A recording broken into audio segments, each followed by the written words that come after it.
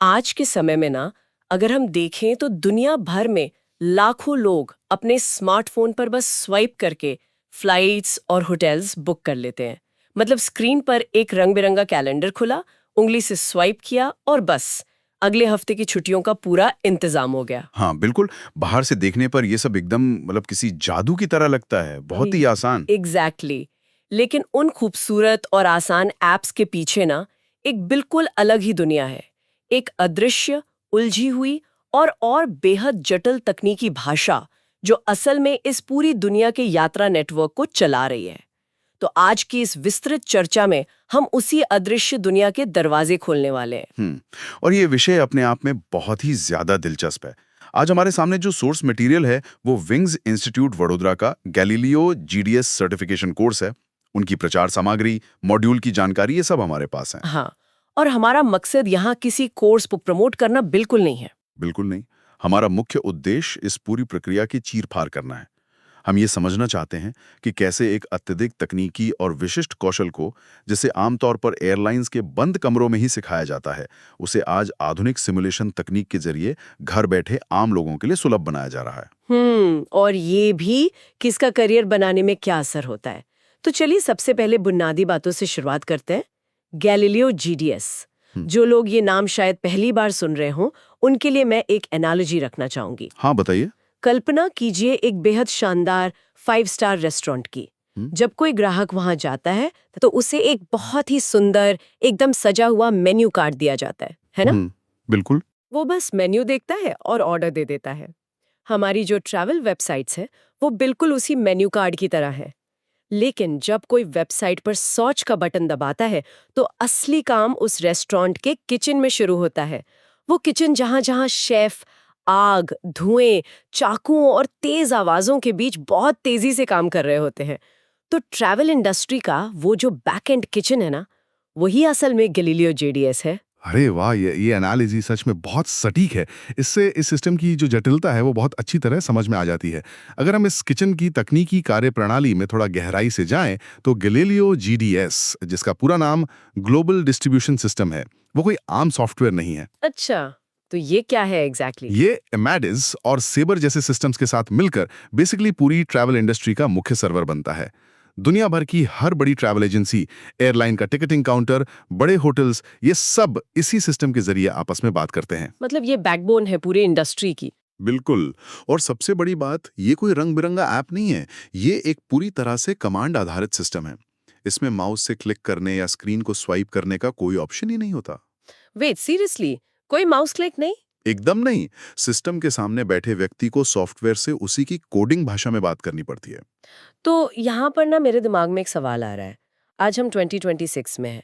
हर तरफ इतने बेहतरीन ग्राफिकल यूजर इंटरफेस मौजूद हैं, एआई है, फिर ये पूरी दुनिया की ट्रैवल इंडस्ट्री 1980 और 1990 के दशक जैसी दिखने वाली एक नीरस कमांड आधारित तकनीक पर क्यों टिकी हुई है?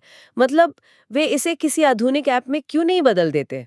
ये बहुत ही लॉजिकल सवाल है। इसका सबसे बड़ा कारण है गति और विश्वसनीयता, मतलब स्पीड और रिलायबिलिटी। अच्छा।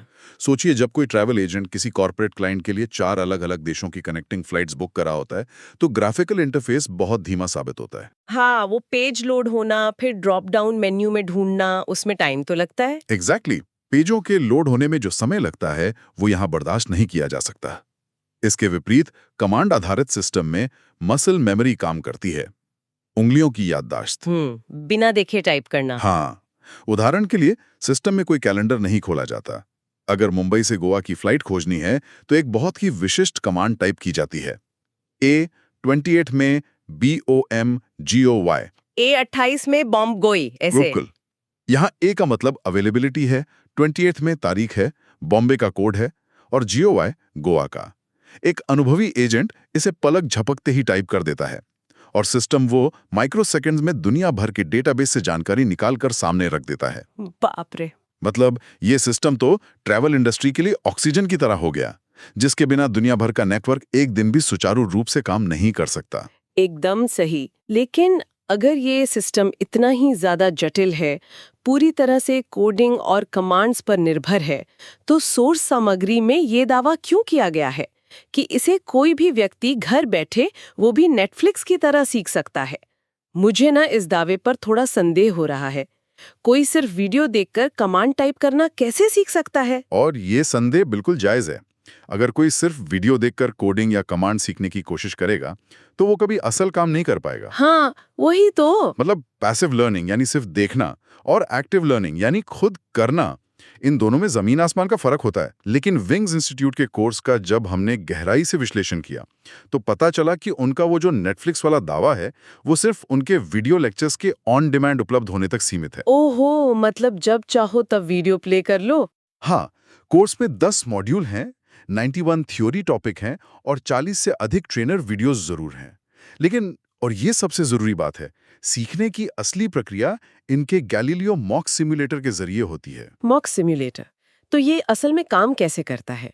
क्या ये सिर्फ एक वेब पेज है जो गैलीलियो जैसा दिखता है, या इसके पीछे कोई गहरा तंत्र है? ये एक बेहद उन्नत लाइव ट्रेनिंग एनवायरनमेंट है।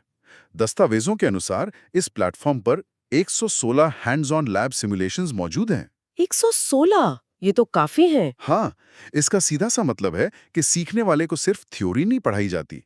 जब वीडियो में ट्रेनर कोई कमांड सिखाता है तो उसके तुरंत बाद यूजर को खुद उस सिमुलेटर में वो कमांड टाइप करनी होती है। अच्छा, मतलब वीडियो देखा और फिर खुद प्रैक्टिस की। एग्जैक्टली मान लीजिए किसी को इकोनॉमी क्लास की एक सीट बुक करनी है तो उसे अपने कीबोर्ड पर 01Y1 टाइप करना ही होगा। और अगर वो टाइप करते समय कोई गलती कर दे तो क्या होगा? क्या कोई एरर मैसेज आता है? बिल्कुल आता है। सिस्टम तुरंत फीडबैक देता है। ये पूरी प्रक्रिया ना बेसिकली पायलटों की ट्रेनिंग के लिए इस्तेमाल होने वाले फ्लाइट सिमुलेटर के सिद्धांत पर काम करती है। ओह, समझ रही हूँ। जैसे पायलट को सिर्फ उड़ने का वीडियो दिखाकर प्लेन में नहीं बिठा सकते। सही कहा। उसे सिमुलेटर के कॉकपिट में बैठकर असल बटनों को दबाना पड़ता है ताकि वो हवा में होने वाली गलतियों से बच सके। गैलीलियो सिमुलेटर भी बिल्कुल यही करता है। मतलब ये रियल लाइफ गलतियों से बचाता है? हाँ, ये सीखने वालों के अंदर से लाइव ग्लोबल डेटाबेस को खराब कर देने या किसी का गलत टिकट बुक कर देने का जो डर होता है ना, वो निकाल देता है। वे एक सुरक्षित वातावरण में बार-बार गलती कर सकते हैं और सीख सकते हैं। इसी से उनकी मसल मेमोरी विकसित होती है। ये एक्टिव लर्निंग का बहुत ही दिलचस्प उपयोग है। लेकिन ना, यहाँ मेरे सामने सोर्स सामग्री का एक और दावा है जिसे परखना बहुत जरूरी लग रहा है मुझे। कौन सा? वे कहते हैं कि इस कोर्स का एक 20 दिन का बहुत ही स्पष्ट रोड मैप है जो किसी को भी शून्य से लेकर जॉब के लिए तैयार कर सकता है। अब अगर व्यवहारिक रूप से सोचें तो एक इतने बड़े ग्लोबल कमांड डेटाबेस को मास्टर करने के लिए 20 दिन का समय बहुत ही अवास्तविक लगता है।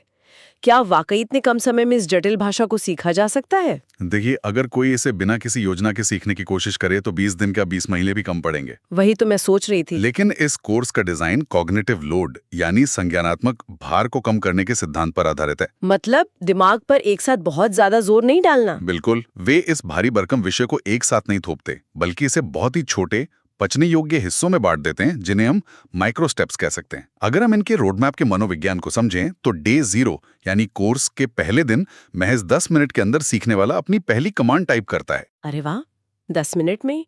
ये तो मनोवैज्ञानिक तौर पर एक बहुत ही सोची समझी चाल लगती है। 10 मिनट के अंदर पहली कमांड टाइप करवाने का मतलब है कि शुरुआत में ही सिस्टम का डर खत्म कर देना और एक आत्मविश्वास पैदा करना। एकदम सटीक विश्लेषण है आपका। और इसके बाद डे 3 तक पहुंचते पहुंचते सिमुलेटर के लगातार अभ्यास के जरिए वे दुनिया भर की किसी भी फ्लाइट की उपलब्धता को सर्च करने में सक्षम हो जाते हैं। सिर्फ 3 दिन में? ये तो काफी तेज है। अच्छा, सोर्स में ना 7वें दिन का विशेष रूप से जिक्र है जहां PNR, पैसेंजर नेम रिकॉर्ड बनाने की बात कही गई है। ये क्या होता है? PNR किसी भी बुकिंग की आत्मा होता है। 7वें दिन तक सीखने वाले इस सिमुलेटर में n.last/first जैसी कमांड्स का उपयोग करके यात्रियों के नाम दर्ज करना सीख जाते हैं। n.last/first?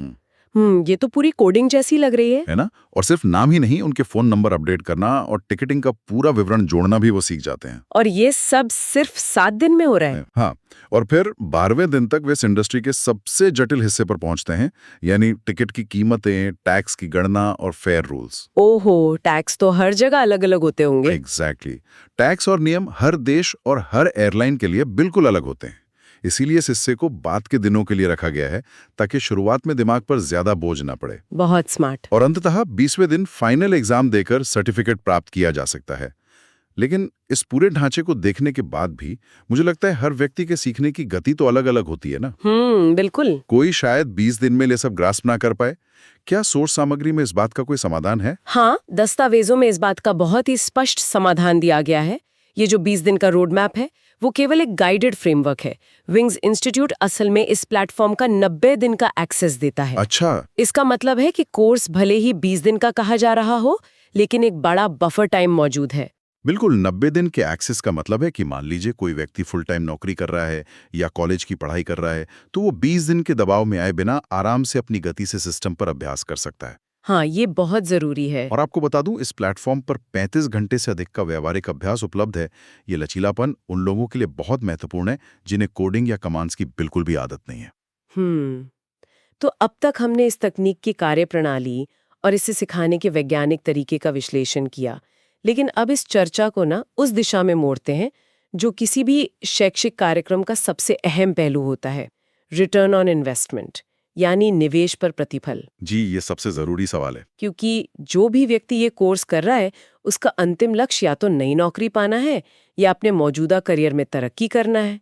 सोर्स सामग्री में इसके वित्तीय पहलू को लेकर काफी बड़े दावे किए गए हैं। अगर हम सीधे आंकड़ों की बात करें तो विंग्स इंस्टीट्यूट के इस कोर्स की फीस 7,999 रुपए रखी गई है।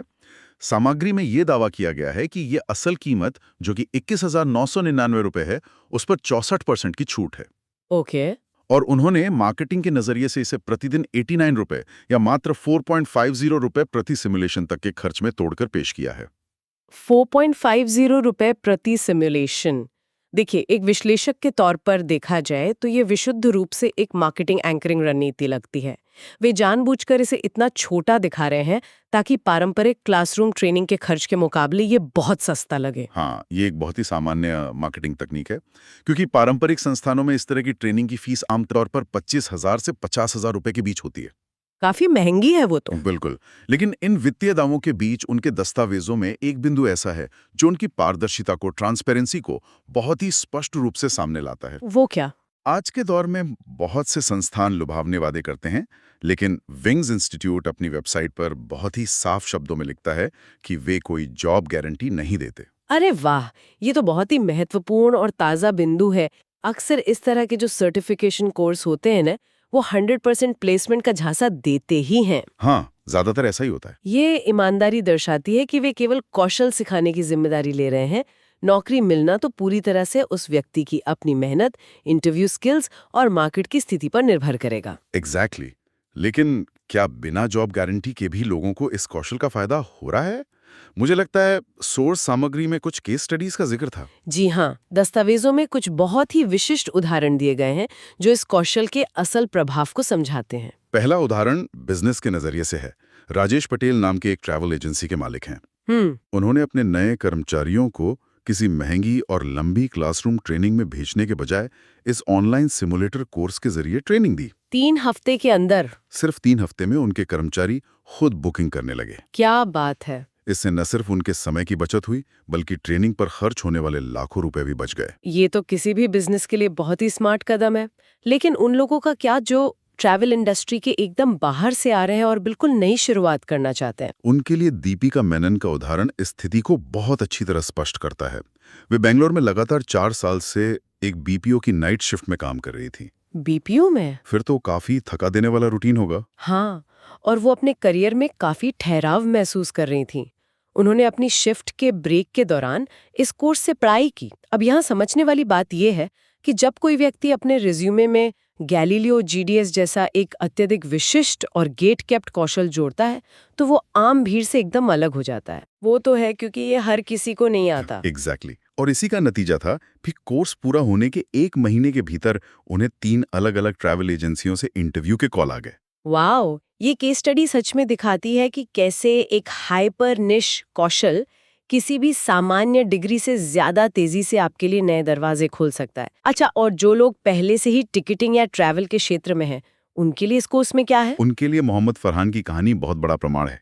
इससे पता चलता है कि आधी अधूरी जानकारी को पूरी विशेषज्ञता में बदलने से क्या होता है। मतलब उन्हें पहले से आता था थोड़ा बहुत? हाँ, वे पहले से टिकटिंग में काम कर रहे थे, लेकिन उन्हें सिर्फ बुनियादी कमांड्स आती थीं। इस कोर्स के जरिए उन्होंने कतार प्रबंधन यानी क्यू मैनेजमेंट और जटिल फेयर रूल्स जैसी चीजें सीखी। जो एडवांस चीजें हैं। बिल्कुल।